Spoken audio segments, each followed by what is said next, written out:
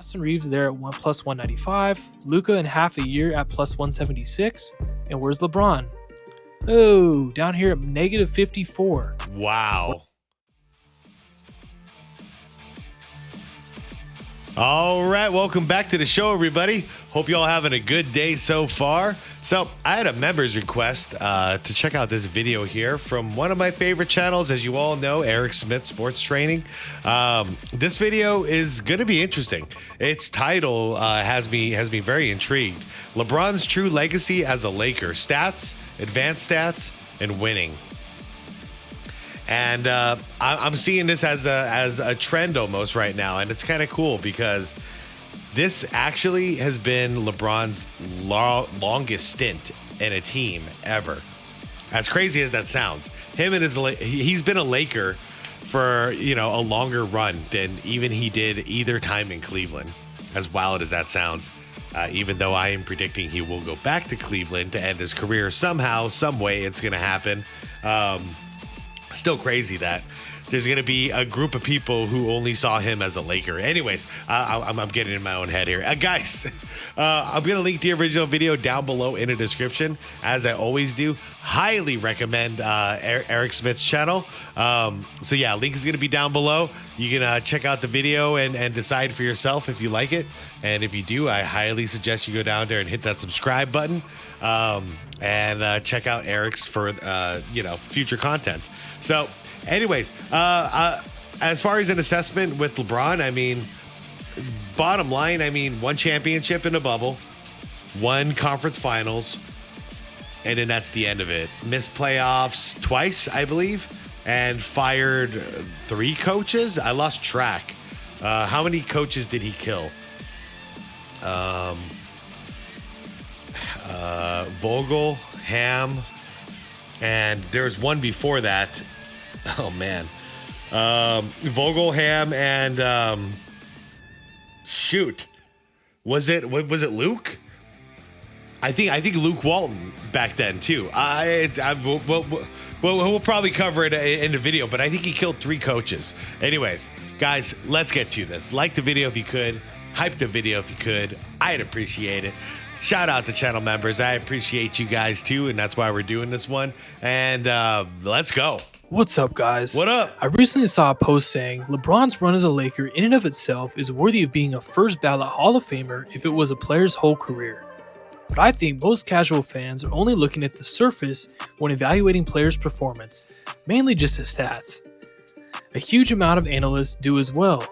Anytime I find an article of people actually going beyond the stats, watching film, talking about advanced stats such as plus minus, defense, leadership, and culture building, players like Tim Duncan taking pay cuts, those are the things that immediately draw my interest. Speaking of pay cuts, I saw LeBron a couple days ago came out and said basically he feels that he is he's producing at a max at like a high level, like a max level. And he expects to be compensated at a high level for that production. Like outside of the stat padding being for his legacy, I'm thinking now that I hear him say it, it sounds like the stat padding is a method in order to demand more money. And if anyone's crazy enough to give it to him, that's on them. But yeah. I mean, it's a direct reference to what he's producing, aka how many points, how many assists, how many rebounds. That equates to dollars to him. So it's not really about winning. And anybody who's the problem with him being a Hall of Famer just on his Lakers like stint alone, the hard part to get around is the fact that no matter what, on paper, they won a championship. So does that equate to a Hall of Famer? Maybe. I don't know. These are the things that lead to winning true Hall of Fame careers. Take, for instance... Oh, yeah, but the reason I brought that up, it's the opposite of guys like Michael Jordan and Tim Duncan, Dirk, who, all these guys who were willing to take a little bit less in order to have a chance to succeed. LeBron's the opposite. He's like, give me all the money. Who cares? Who cares about winning? AJ Mitchell. I'm a huge college basketball fan because there's more effort, teamwork, less three-point shooting, and teams closer to where you live, such as where my local team is, UC Riverside. They have consistently been the worst team in the mid-major conference, the Big West, for the last 20 years. The Big West has rarely produced NBA talent, so when AJ Mitchell was Conference Player of the Year at Santa Barbara and listed near the bottom of draft boards, I was rooting hard for him. But of course, it's UCSB, I figured he would go undrafted. But who made 3 trades on draft night for the player who might end up the best of the whole class? Of course, the OKC Thunder. Now if you just looked at this competition and his below average 3-point percentage, he would be overlooked. But OKC is the best in the league at looking under the hood. Someone recently said OKC's bench would have been the 7th seed this year, and they're probably right. True. I agree. Yeah, and Mitchell's been hooping, man. He really has. I didn't know the history behind it. That's cool, man. Now, what does this have to do with LeBron and his Lakers career? Well, part of it is I just wanted to quickly highlight AJ Mitchell. Yeah. So many fans just look at stats and media narrative when deciding someone's legacy and impact. AJ Mitchell had the best advanced stats of any non-All-Star in the league this year. Wow. But nobody knew or cared about him until he was OKC's best player, and yes, that's including Shea. Ooh. Allow me to speak on something real quick. Yes, on Mitchell. I've been watching him. He's hooping pretty good. Hartenstein. Now, I don't like the way he's grabbing and pulling down and like holding players' arms. However, I did notice something when I was watching Game 6 of the Western Conference Finals. Hartenstein being in there and guarding Wemby is actually a positive sign for the possibility of big men coming back into the NBA, like big, strong centers, because this is how it always starts.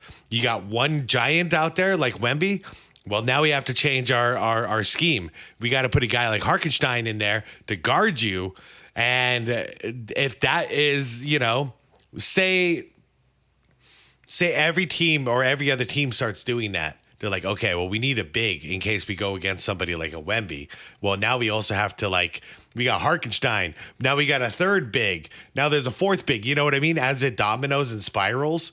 Hopefully we get to a point where we have way more big men in there that are actually like solid big men. You know what I mean? They play tough. So I may not be a fan of the team he's playing for, and I don't like some of his tactics. However, him being a big guy who's strong and paid to get rebounds, box out, and stay in the post and give other big men trouble. I love it. It's been a long time since we've seen this. But nobody knew or cared about him until he was OKC's best player, and yes, that's including Shea, in a 4-game sweep of the Lakers. So how do we cut through the media narratives and really look under the hood at LeBron's Laker tenure? Due to LeBron being out of a contract for the first time in his Lakers career, it might be the end of his Lakers career. But we'll see. The good news for the Lakers is so many bad contracts have been signed around the league, really only Brooklyn and Chicago have big enough salary cap space to sign him this offseason, and I don't think LeBron wants to go either place. So that leaves sign and trades, mid-level exceptions, or veteran minimums for LeBron. I think in his heart of hearts, he wants to be a co-star again for his final year. Yeah, so he wants to get paid. That just got confirmed when I saw that, high production deserves high pay statement. So I think he's going to whoever is going to give him the most money now. He prefers Golden State. Golden State, huh? Hold on. He wants to be a co-star again for his final year. So I think he prefers Golden State. But how are they going to do that, though? Paying Jimmy Butler and Steph, how are they going to afford to give him at least, because he's going to be asking for at least $50 million. I'll tell you that. Can they afford it? But I know he's thinking that team hopping again would tarnish his legacy in some eyes. So to me, it looks likely he'll come back to the Lakers on a mid-level exception or a vet minimum. Wow. Okay. Yeah. But that goes against what he just said. So this video from Eric came out before that statement from LeBron. I don't think it's going to happen because they can't. The only way that the Lakers can pull this off is if they let AR slide through and just get rid of him. Then they pay LeBron that money. I don't imagine the Dodgers owners doing something like that would sabotage their future. But you never know, I guess. It might happen. I'm just not betting on it. And of course, he and Rich Paul will frame it as that he took a massive pay cut to help the team. Although it would probably be all the Lakers would have offered. And of course, this will also keep Bron in the NBA a little longer. So let's look under the hood like the OKC Thunder do at LeBron's career. LeBron has now played 8 years with the Lakers. The first category is every casual fan and media hack's favorite, mainstream stats. LeBron has, as always, been a lead in this regard, averaging 26, 8, and 8 in his Lakers career. He was asked to be a point forward often in the Anthony Davis years, regularly getting over 10 assists per game. I see what the angle is then. I mean, imagine. He was asked to be a point forward often. Hold on. Averaging 20. Right there. So if you go into negotiations and that's all you're leaning on, I produced 26, 8, and 8 in my last stint. I deserve maximum money. I see what he's saying. Even though, like, we all know that this is ridiculous, that's not all that. You can't just pay for stats, in my opinion. Like, it's ridiculous. If that was the case, guys like James Harden does make a lot of money. Shit. LeBron really might get a max contract. These guys are dumb out there. Like, they pay anybody who produces high stats. And those are high stats to lean on if you're at a negotiation table. It's just weird. None of these owners or like GMs seem to take any psychology into effect when it comes to signing big stars. 6, 8, and 8 in his Lakers career. He was asked to be a point forward often in the Anthony Davis years, regularly getting over 10 assists per game for long stretches. As throughout his whole career, his field goal percentage for a non-center was excellent, but his three-point and free throw percentages were slightly below average. Now, another surface level gauge most people look at is All-Stars, MVPs, All-NBA, and All-Defense. LeBron finished in the top 10 of MVP voting 3 times in his Lakers tenure, was an All-Star every year, and made the All-NBA team 7 out of 8 years, and 0 All-Defensive teams. Yeah, even though NBA 2K likes to make him DPOY every year. Is that a Hall of Fame worthy career based on surface level stats and accomplishments? I leave all of that to you. I mean, I stick with what I said earlier. Maybe it is. I mean, I don't know what that means. Like, I don't think that's anything special. You know what I mean? Like, but I mean, considering he spent what, 8 years here now in LA, that's a long career. So let's look deeper. That would be considered a good career. Under the hood at the most controversial debate, advanced stats. LeBron James, as you box plus minus, it gets wicked for LeBron. Would expect, was one of the best advanced stats darlings in the sport during his prime in his 13-year 2007 to 2020 stretch. LeBron James finished top 5 in win shares 9 times in this stretch and ranked first in 5 straight years, 2008 to 2012. What I love about win shares is I feel it most often matches the eye test. Many times in our statistically focused fandom, we focus mainly on offensive stats, but win shares tries to focus more on two-way play and how you help your team win. Yeah. My only criticism is that it does focus slightly more on individual defense, which I feel is slightly overrated compared to team defense. Agreed. Which is obviously much harder to quantify without being more advanced in film study. Especially nowadays. It's getting really challenging because almost no one is playing man-to-man. So it's hard. It would hard to put that into a stat. But the eye test, it works because you can see who's slacking, who's not chasing out fast enough or closing out fast enough, who is slacking on the switches, all that stuff. You can see it with your eyes, but that would be very hard for statistics and analytics to be able to quantify. Wemby, Rudy Gobert, and a player like Marc Gasol, who LeBron regularly slanders for winning Defensive Player of the Year over him, often get underrated for their team defense. Cutting off driving lanes, baiting passes on 2-on-1s, and altering shots. Yeah. Most often by fans and stat analysts like Nick Wright who don't watch film. What does year 23, age 41 LeBron look like? Prime Magic Johnson. He'll never be bad. Win shares by Prime Magic Johnson? Oh, the freaking weasel. 48 minutes instead of by game further evens the playing field by taking into account how effective you are by each minute compared to your peers. Several win shares darlings in the modern era, players like David Robinson and Chris Paul, who have more top 70 seasons than players like Jokic and Magic Johnson because they were also elite defensive players. But when you take in win shares by 48, all of a sudden the modern players explode.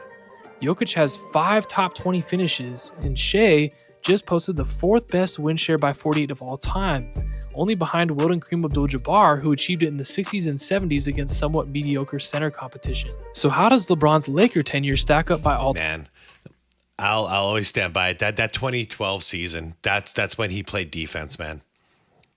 Yep. I think that was the last time he really played defense. Well, 2014, I would say, would be the last time he really played defense. I'll always wonder what would have happened if he stayed in Miami, man. He might have been a great defender. Time standards. His best season by win share, 2023, at 2.223, ranks in the top 250 all-time seasons. That's not goatish, but he was 38, so that's still very impressive.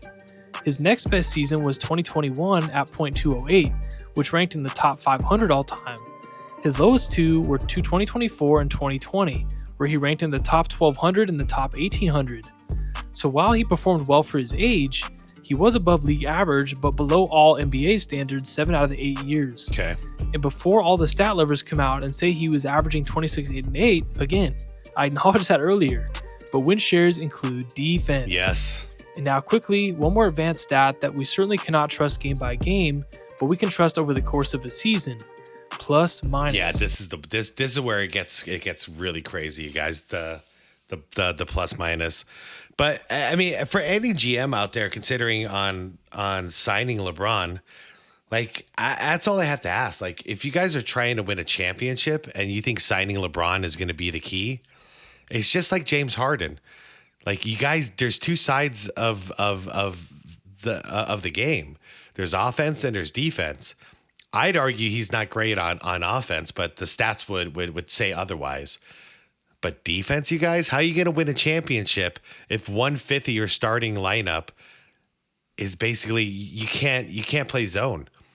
You'd have to play man to man, and LeBron can't stick with his guy man to man, so the coach has no choice but to run a zone. And then when he does not cover his section, the whole zone breaks apart. We've been watching this happen year after year with the Lakers. So you can't win. You can win games like this. You can't win a championship like this. So I'd pose the question, if you were interested in signing him, why? And I would honestly respect it if I would just hear an answer that said, we need to sell some tickets. LeBron will help us sell tickets. That I can go, okay, it's a business decision. But if your goal is to win as a franchise, I don't get it at all. Now, players like Prime LeBron, James Harden, and Luka, they are such a system in and of itself, as James Harden famously said, even though he was clearly no longer a system at that point. They, of course, are going to have a very accurate plus minus because their usage is so high.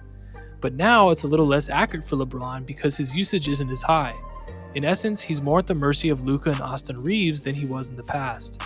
But still, if you actually watch the Laker games the last 2 years, you would immediately say, who are the two Lakers consistently playing the hardest on defense and making the little winning plays? I would have said Dorian Finney-Smith last year and Marcus Smart this year. Yeah, Marcus Smart. Yeah, man. Good job. I'm really glad. I'm really glad to hear somebody else talk about Marcus Smart and his contributions to the Lakers. Freaking a great player. He was great in Boston. He's great in LA. I may not like LA, but I mean, Marcus Smart, actually, he pisses me off because I'm always rooting against the Lakers. But I see him. He's trouble, man. He makes a lot of big plays on both ends of the court that go completely unrecognized by the mainstream media. Let's look at the plus minus. Oh, look at that. Last year, who led a team of 80/Luka, LeBron, and Austin Reeves in plus minus? DFS at plus 268. Wow. Okay. Austin Reeves there at plus 195. Luka in half a year at plus 176. And where's LeBron? Oh, down here at negative 54. Wow. He's almost as bad as his son. Dalton Connect. Yikes. I was wrong about that guy. Oh, no. That's crazy. Yeah. I thought it was going to be more like a negative 30 something, like high 30s. Negative 54, though, huh? Wow. That's pretty brutal. What about this year? Well, I've been the first to give. This year? I don't even know how to predict this year. Did it get worse or better? It kind of stayed the same. No, it got worse. For the regular season, I'd say worse. Damn, what's it going to be? Like a negative 65? Kudos to LeBron for being negative 17 around January and then finally deciding to buy into being the third option. And he did turn it around. He finished fourth on the Lakers behind Luka and AR. Whoa, okay. Didn't expect that. Plus 119. Wait, fourth? The Lakers had a big three. Who was first? Oh, look at that. Defense and winning plays Marcus do Smart. matter. Yes, that's awesome. That's awesome to see. All right, I'll admit, I'm shocked at this. I didn't see that. This makes so much sense to me, though, from what I've seen. He does all the little things, man. Marcus Smart comes in first at plus 256. Now, don't get me wrong. Is Marcus Smart better than Luka? No, because scoring takes much more skill than defense and winning plays. Yeah, but a guy like Luka or LeBron can't win without guys like Marcus Smart. These kind of role players who do everything it takes to win without worrying about any statistics, those are the guys. You know, your Horace Grants, your Dennis Rodmans, you know, guys like that who are just willing to do whatever you need to win this individual game. Forget the stats. Just go out there and put it all out on the line. I love guys like that. But if you don't have one or two Marcus Smarts in your lineup, you're not going to win a championship. So just going by advanced stats, I think it's clear LeBron was certainly not a first ballot Hall of Famer for his Lakers tenure. Now to the last factor, winning. I recently talked to a kid at my local high school how his season went. I was, of course, mostly referring to their wins and losses. He instead responded with, I averaged 20. Ouch. I congratulated him, but then I asked more specifically about the team performance, Jeez. and he sheepishly admitted it was 1-11. Wow. Man, I remember way back in the day, I was in a basketball league. I was young, guys. It was YMCA way back in the day. I left my team with my friends. We had a childhood team in the Y year after year. We went undefeated year after year. We won it all year after year. It got too easy. So I joined the worst team. Literally, I joined the worst team to get a challenge. And we went 1-10, 1-9, 1-10. I can't remember how many games. Whatever it was, we only won one game. We lost every game into the very last game. As all those games, I was trying to like be a good leader and get everybody involved and like trying to build something.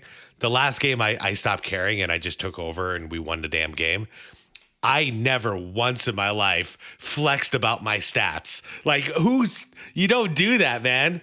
If you're losing 90% of the games, you should be ashamed. Like you should not be standing tall. Oh yeah, the season went great. I had 20 points and 10 rebounds. Yeah. Who cares? You lost.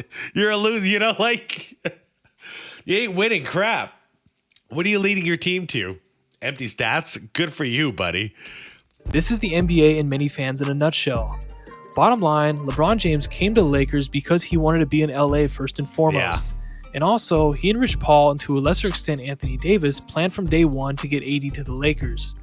They succeeded, essentially trading the whole Lakers' young core for AD, and LeBron's newest superstar co-star had arrived. AD at the time, when healthy, was the best two-way player in the league, just ahead of Kawhi and Giannis. The problem was he was never healthy. I know. If AD was healthy and didn't deal with all these injuries, he'd be he'd probably be the best big man of the last 10 years. But yeah, we're just going to remember him as like never there. Put it all together in the bubble, being the best player in that playoffs, just ahead of Jimmy Butler and LeBron. But LeBron did have a very good NBA Finals, and he edged AD in Finals MVP.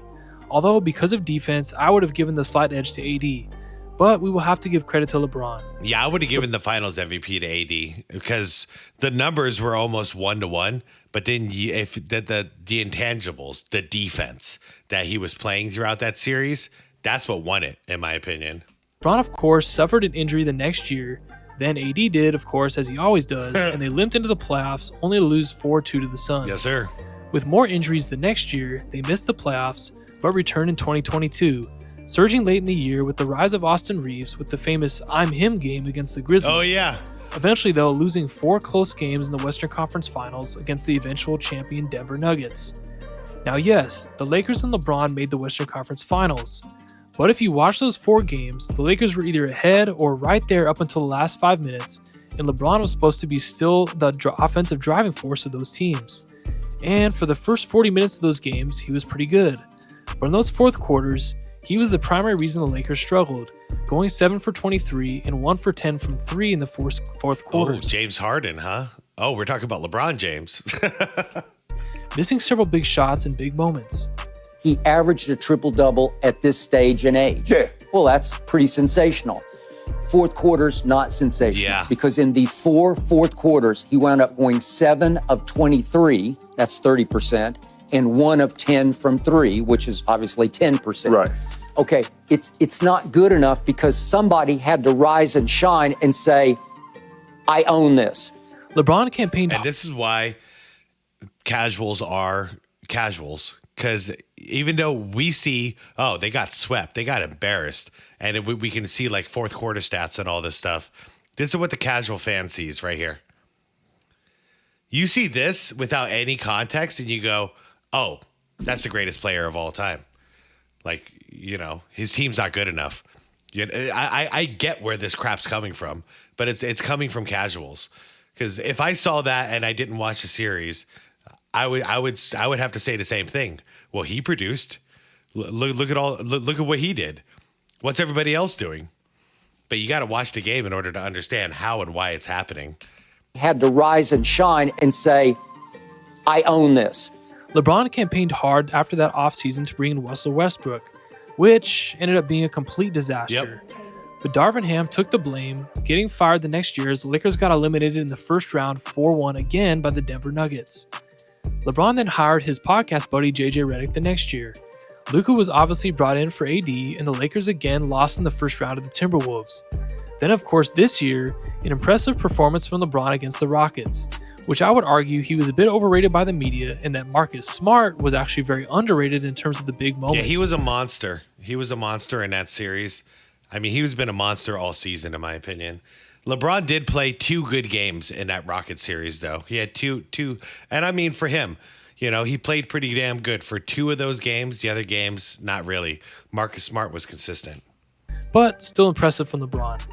But with Luka still out, LeBron was not able to do much against OKC, and neither was Marcus Smart offensively. Defensively, though, he was very good on Shea. AR shot the ball awful the first 2 games, but was much better the last 2, but it still culminated in a 4-0 sweep. Yeah, and people have been giving AR a really hard time, but he did just come back, you know. He came out of injury to play in the playoffs, so, you know. To me, that's kind of like, you know, Ant-Man wasn't 100% in his final round against the Spurs, but I tip my hat out to guys like that who, even though they're hurt and they could easily take the rest of the season off, they chose to fight alongside with their teammates. So I try not to give people crap for at least trying. Now, what was LeBron's championship resume in his Lakers tenure? 1 championship and 1 finals appearance in the bubble. What was his playoff appearances? 6 playoff appearances in 8 years, with 2 Western Conference Finals appearances and 3 first-round exits. His win-loss in the playoffs, 32-31. Is that first ballot Hall of Famer? I would say it's good enough if you have elite stats, impact, and great advanced stats. But it's definitely not if you were not a top 8 player in the league in that 8-year stretch. You know, I wasn't taking into effect. I just kept thinking Hall of Fame for the theme of this video. First ballot Hall of Famer? No. But maybe down the line Hall of Famer for this? Yeah, I could see it. But first ballot, no way. So in conclusion, culturally, did LeBron massively help the Lakers? Yes and no. I believed he helped the organization really prioritize on winning now. Yeah. But he also has contributed to hurting numerous young players' confidence like Brandon Ingram, Lonzo, Julius Randle, Josh Hart, and others by constantly putting them in trade talks and then eventually actually trading them. Is he a great leader? I mean, he kind of killed Westbrook's career too. I'd say no, but that's a different video and that's hard to quantify. Wait, say it again? Is he a great leader? No. I'd say no, but that's a different video and that's hard to quantify. But based on stats, yes, for his Lakers tenure, he probably would be a first ballot Hall of Famer. Advanced stats, I would say no. Winning, I would say barely no. But I gave you the information, you draw your own conclusion. But the bottom line is we have to factor in defense and the little things like help defense. If you watch the film, look under the hood, and prioritize those things, that's how teams like OKC keep finding players like AJ Mitchell, and that's why they keep winning. As fans, let's try to do more of the same and reject the media narrative just going off stats. Thanks for watching. Y'all are the best. Shout out my 2 first members, Darth Marr and the legend, my boy Arturo. Darth Marr, what up, man? What up? Good to see you. Dang, man. Yeah, Darth has been all over the place on my channel too, man. It's awesome. Thanks for contributing. Yeah, man. Fist bump to you, man. If you guys are able to join as members to help support, that would help me immensely by being able to spend more time researching, watching film, and working on these videos. Thanks for all you guys' support. Y'all are the best. And remember to turn on notifications so you actually see the videos. God bless you guys. Peace. Peace. That's my line. That's how I used to end my videos back in the day. And I still do. Subconsciously sometimes. What to say about... I guess there was something I wanted to talk about. He was getting at it towards the end. When it comes to, okay. Overall, did he help the Lakers? Has he served the Lakers well? I'd say no, but Eric touched on the idea there, and he was right.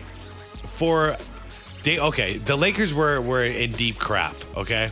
They were looking like a complete rebuild, and they were a couple of years out from being a good team. LeBron came in and took that and won within, 2 years? So without LeBron, could they have won that championship in 2020? No, I absolutely do not believe that they could. But what do you prioritize more? Long-term success? Or one short-term, basically one championship and then you're damaged in the future, or you have a slow burn and your team is improving every single year in the future. To me, I would rather see the slow burn technique. I thought the Lakers were going to be an interesting team without LeBron.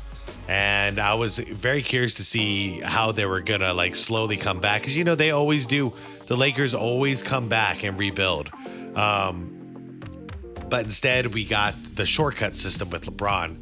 And I just don't think for the long term, it's a great thing. Now, they've got Marcus Smart, Luka, and AR. With those additions, I think the Lakers are actually in good shape moving forward. So... it was just a matter of they had to get through 8 rough years, or I'd say 6 rough years. That's what's really happened because of that one championship. So I wouldn't say one championship is worth 6 terrible years, but I mean that's for Laker standards. For some other team that's never won it before, like say the Phoenix Suns, for instance, that might be worth it for us because we've never won one. But for the Lakers, they don't like to win one championship and then suck. The Lakers are used to building, getting to the championship, winning, and then creating a dynasty out of that and going year after year, for the next 10 years, they're going to be real contenders. They didn't get that with LeBron. So for Laker standards, I mean, you guys can speak it. I know there's some Laker fans watching right now. Do you think it was worth it? The one championship to all the years of failure, was it worth it to you? I would vote no.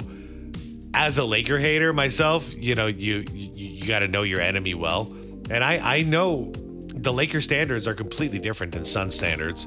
So you guys want to win, and keep winning. And I don't think this is it.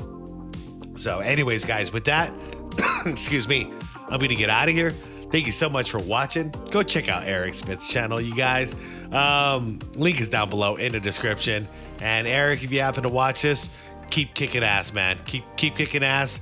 Keep growing. Stay honest. I love your content, man. All right, I'm out of here. Subscribe if you want more content like this. And most importantly is be water, my friends. And why not? Peace.